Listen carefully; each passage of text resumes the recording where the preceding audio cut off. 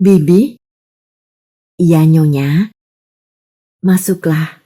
Ada apa? Bi Entin kaget melihat Mirah tidur berselimut. Nyonya, sakit? Tanyanya terbata-bata.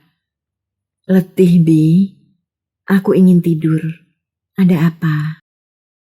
Tuan Herman, Nyonya? Atau saya katakan saja, Nyonya sedang sakit.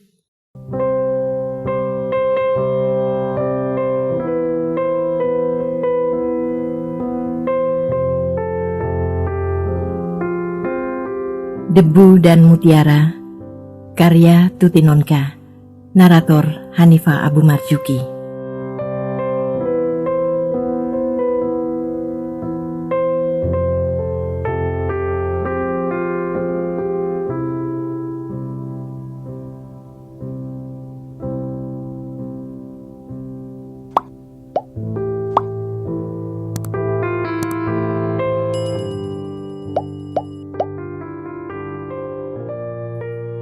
Rusli memandang Mirah kembali, menggeleng perlahan.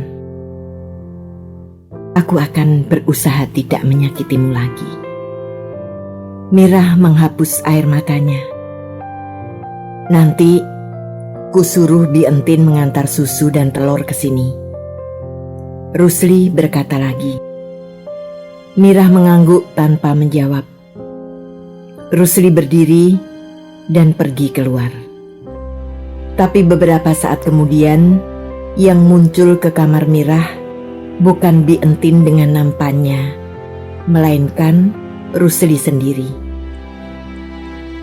Diletakkannya gelas susu, roti dan telur di atas meja kecil di samping tempat tidur Mirah. Dibantunya Mirah duduk dan dibawanya gelas susu ke bibir Mirah. Mau makan roti atau telur? Rusli bertanya. Mirah menggeleng. Saya tidak ingin makan apa-apa, sahutnya dengan lemah. Dibaringkannya kembali tubuhnya ke tempat tidur. Dipejamkannya matanya rapat-rapat. Lama sekali keheningan menguasai keduanya. Dewi, panggil Rusli perlahan. Mirah membuka matanya, menatap Rusli dengan diam.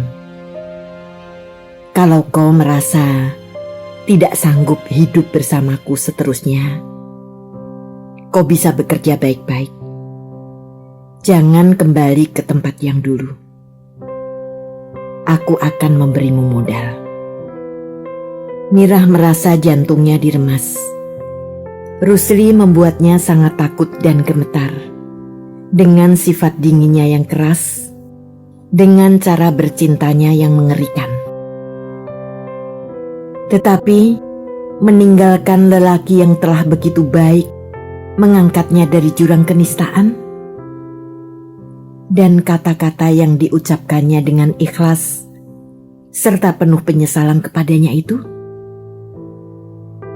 Mirah merasa tidak dapat meninggalkan Rusli. Bukan cinta. Bagi Rusli, tidak ada tempat untuk cinta. Mirah pun tahu, Rusli menikahinya bukan karena cinta. Tetapi ada perasaan lain pada Mirah yang mengikat begitu kuat, yang tidak dapat dikibaskan begitu saja. Iba dan hutang budi. Mirah menggeleng. Ia mencoba menahan air matanya, tapi tak berhasil. Saya akan tetap ikut Mas Rusli, kecuali kalau Mas Rusli menghendaki saya pergi. Rusli menarik nafas. Malam itu, Rusli membiarkan Mirah tidur dengan tenang di kamarnya sendiri. Dan esoknya, bertiga dengan Bi Entin, mereka berangkat ke Bandung. Tetapi itu bukan berarti segalanya telah berlalu. Pada malam ketiga di Bandung, Mirah segera mengetahui bahwa Rusli tidak dapat berubah. Mirah menggigil ketika Rusli menghentikan cumbuannya dan mengambil cemeti dari atas lemari. Selanjutnya, Mirah mendekap mulutnya rapat-rapat dengan bantal untuk menahan pekik kesakitannya ketika cemeti Rusli mendarat di dada, perut dan punggungnya, menambah balur-balur merah pada bekas lama yang belum hilang. Mungkin Mirah akan dapat membenci Rusli bila lelaki itu sepanjang waktu memperlakukannya dengan kejam. Tetapi Rusli tidak. Begitu segalanya berlalu dan pagi merekah, ia akan kembali menjadi suami yang penuh tanggung jawab. Rusli memang kaku dan tidak banyak cerita. Tetapi Mirah tidak dapat mengingkari bahwa lelaki itu memperhatikan segala kebutuhannya. Walau itu mungkin dilakukan hanya karena kewajiban, bukan cinta. Rusli tidak pernah menunjukkan sikap mesra, tak pernah bicara tentang cinta. Pernikahan mereka berlangsung sebagai pemenuhan hak dan kewajiban, tanpa kata-kata, tanpa tatapan mata kasih sayang, tanpa desiran hati, tanpa degupan jantung, tanpa segala yang bisa meluluhkan hati seorang wanita. Siang hari, waktu sepenuhnya tersita untuk bekerja. Mula-mula Mirah bekerja karena Rusli menghendakinya bekerja. Tetapi kemudian, Mirah menjumpai bahwa bekerja membuatnya gembira dan bergairah. Bekerja membuatnya mengetahui banyak hal mengenai perkembangan dunia luar. Bekerja membuatnya sibuk dan lupa pada penderitaannya. Bekerja membuatnya merasa menjadi manusia yang berarti. Dan ia makin giat belajar dari Rusli dan bawahan-bawahannya yang telah lebih berpengalaman. Sesudah itu, ia bekerja dengan keinginan hatinya sendiri. Lalu, semua orang melihat bahwa wanita muda yang cantik itu dengan cepat menguasai segala permasalahan perusahaan, memikirkan dan mencari penyelesaiannya.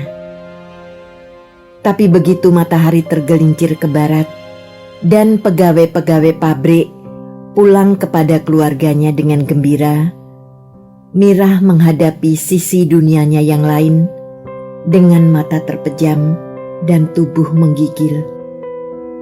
Seperti gelapnya malam, sisi dunia itu pun gelap dan mengerikan.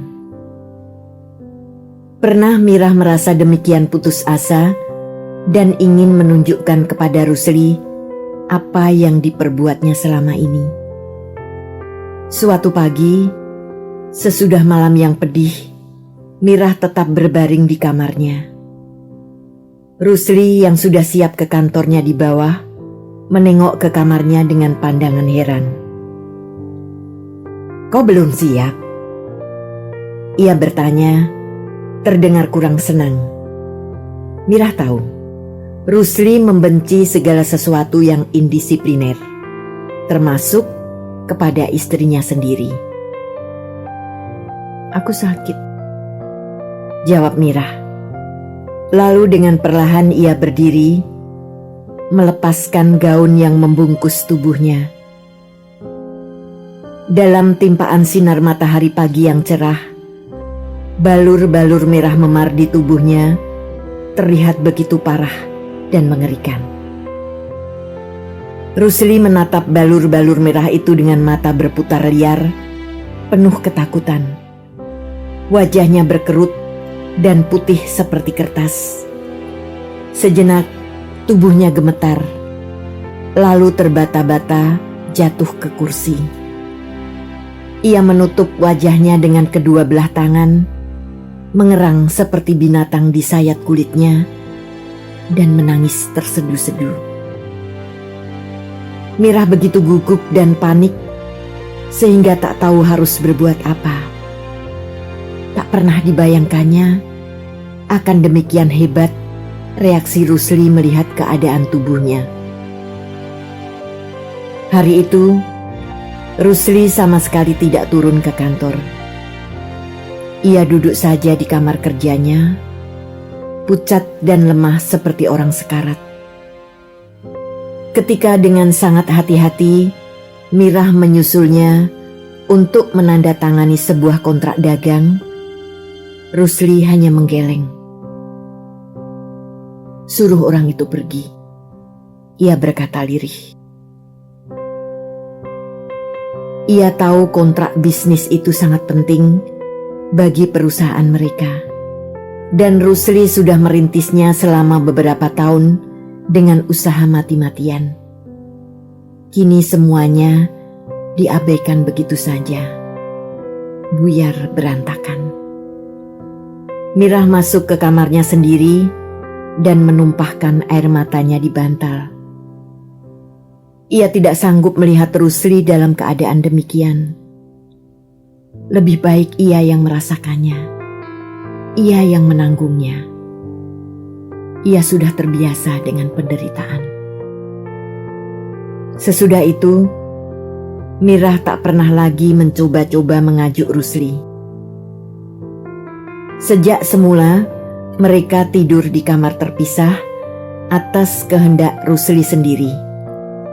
Rusli hanya melihat tubuh Mirah ketika ia menginginkannya.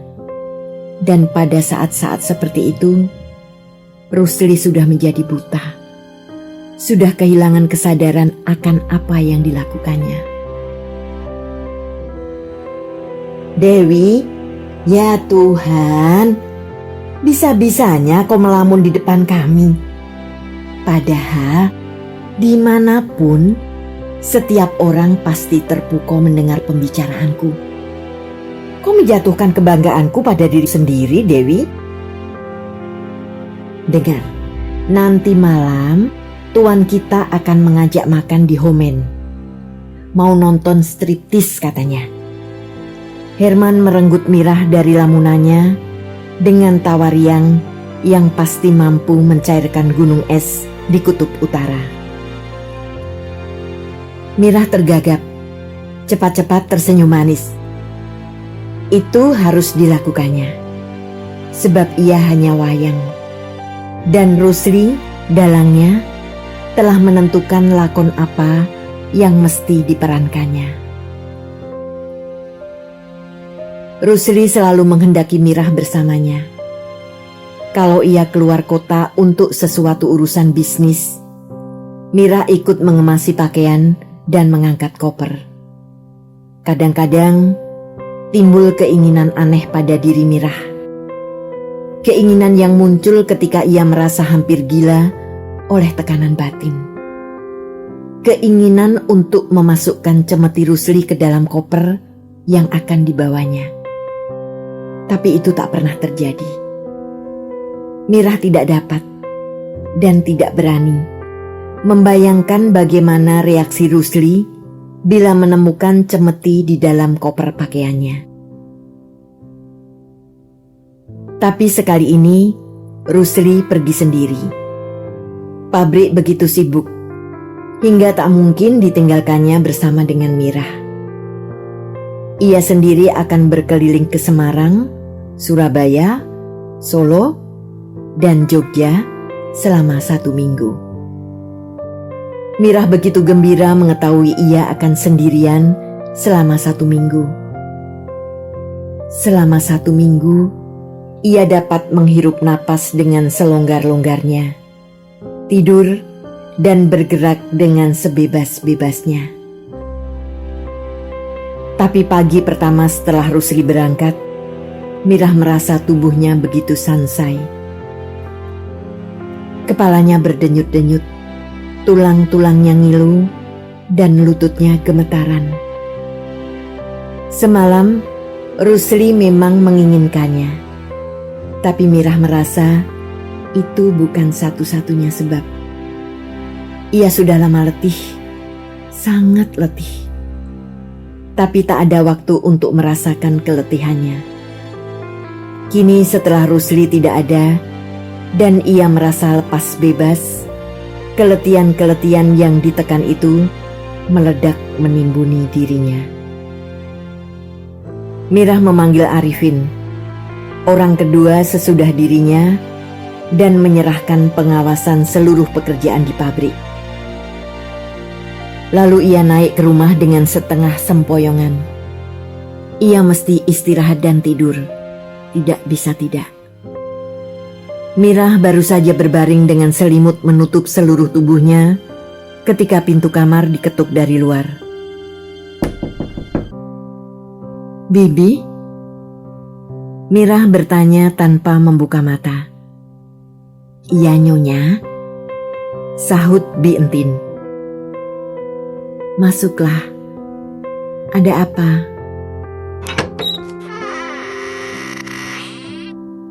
Perlahan pintu terkuak. Bi Entin kaget melihat Mirah tidur berselimut. "Nyonya, sakit?" tanyanya terbata-bata. "Letih, Bi.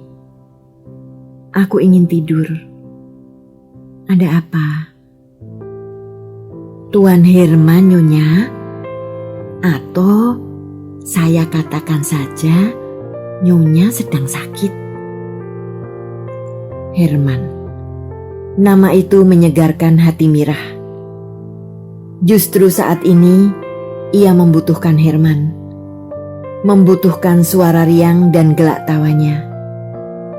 Semalam mereka makan di Homen dan Mirah mengira pagi tadi Herman sudah kembali ke Jakarta. "Biarlah, suruh tunggu sebentar, Bi. Dan buatkan minuman dingin seperti biasanya." Bi Entin mengiyakan dan mengundurkan diri dari kamar. Mirah memakai pakaiannya kembali. Disisirnya rambutnya dan ditambahkannya sedikit bedak pada wajahnya. Ketika muncul di kamar tamu, Herman tengah asik mengamati miniatur kapal Bugis yang dirangkai dari batang bunga cengkih. Herman menoleh dengan cepat begitu mendengar langkah Mirah. "Oh, halo Dewi. Semalam kurasa Rusli mengatakan bahwa esok baru mau berangkat." Ia berkata dengan nada minta maaf karena datang pada saat Rusli tidak ada di rumah. Memang diajukan. Mas Rusli ingin semua segera beres. "Mas Herman sendiri? Kukira sudah kembali ke Jakarta," sahut Mirah sambil duduk di kursi. Herman meninggalkan kotak kaca tempat penyimpanan miniatur kapal Bugis dan duduk pula di kursi. "Ini kan hari Sabtu, Wi. Pulang sekarang sampai di Jakarta sudah siang. Padahal Sabtu cuma setengah hari kerja. Kupikir kenapa tidak sekalian bolos saja." Bi Entin muncul dan meletakkan 2 gelas soft drink di meja. "Itulah enaknya kerja di pemerintah." Mirah menimpali. "Kalau orang swasta seperti kami ini, semua hari sama saja. Masuk jam 8, pulang jam 4. Setiap orang punya bagiannya sendiri-sendiri, Dewi. Yang kerja keras, ya hasilnya banyak. Yang cuma pegawai seperti aku ini, ya harus terima naik Land Rover aja. Gak bisa beli Mercy macan. Oh ya, Bi Entin bilang, kok sakit Dewi? Kalau begitu, lebih baik aku pulang, supaya kau bisa beristirahat." "Ah, Bibi, tidak, cuma capek sedikit. Mumpung majikan lagi pergi, tidur-tidur sebentar." Mirah mencoba bersikap gembira.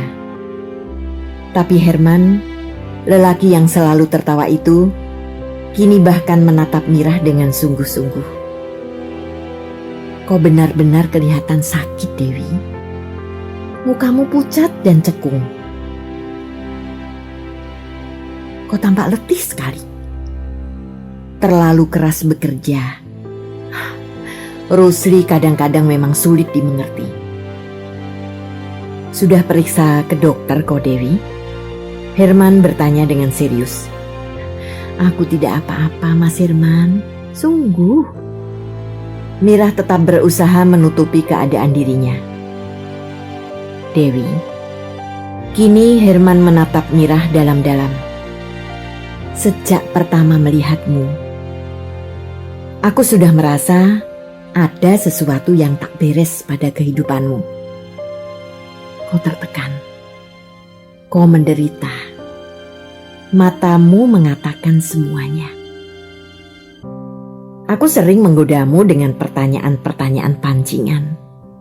Maksudku agar kau dapat mengungkapkan apa yang membuatmu merasa tertekan.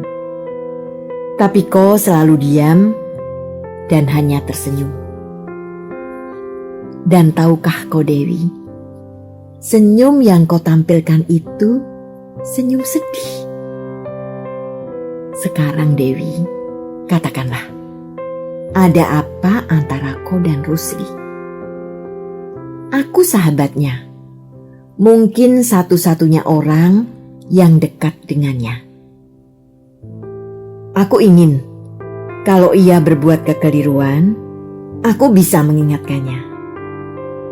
Kau masih muda, dan menyebabkan ia tak dapat memahami keinginanmu dengan baik. Dewi, ada apa? Kata-kata Herman lembut dan penuh rasa pengertian. Tatapannya sejuk meneduhkan. Mirah tak tahan. 5 tahun ia merasakan sedih dan sakit sendirian. Sudah cukup lama.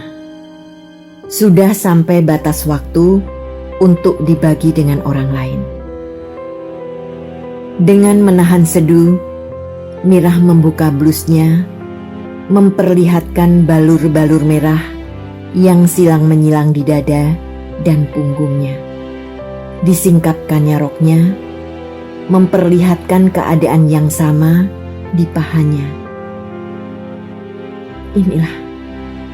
Inilah yang dilakukan Mas Rusli kepadaku. Seorang pelacur pun tidak akan tahan. Mas Rusli selalu menggunakan cemeti bila ingin mendapatkan kepuasan dariku.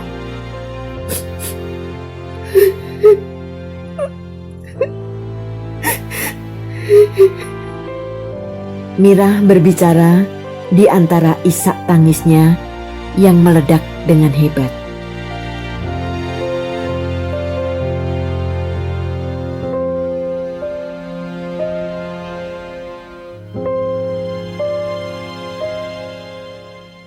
Terima kasih telah menikmati cerita ini. Tuliskan saran atau komentar di bawah untuk memperbaiki channel ini. Jangan lupa tekan tombol subscribe, like, and share.